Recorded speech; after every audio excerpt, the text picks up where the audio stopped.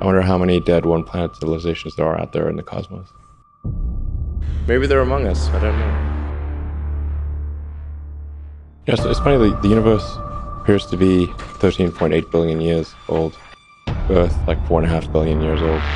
In another 500 million years or so, the sun will expand and probably evaporate the oceans and make life impossible on Earth. Which means that if it had taken consciousness 10% longer to evolve, it would never have evolved at all. But I think this is one of the great questions in physics and philosophy, where are the aliens? Maybe they're among us, I don't know. Do you think we'll make contact with aliens within the next 50 years? Well, that's a really tough one to say. So, what it suggests is there's this great question, it's called the Fermi paradox. Like, where are the aliens?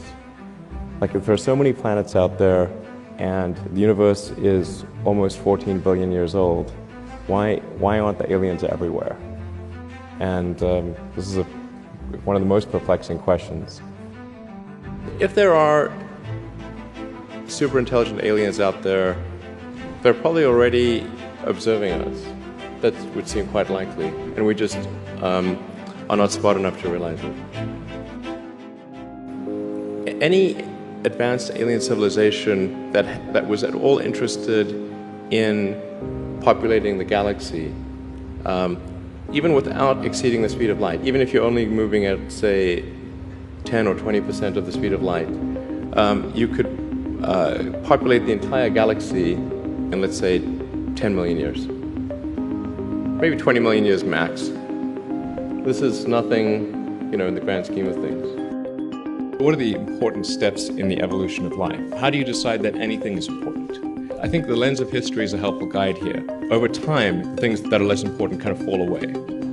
What are the most important elements in the history of life itself? What would any intelligent species say, oh, those were really important items? Well, there's obviously single-celled life, multicellular life, plants and animals. The animals, things going out of the ocean onto land, advent of mammals, consciousness. There's about maybe 10 or so big ones on that list. And on that list will also fit the extension of life to multiple planets for the first time. Extending life to another planet is a huge quantum leap. You have to go hundreds of millions of miles across an extremely hostile environment to a planet which is completely unlike anything you've evolved to live on.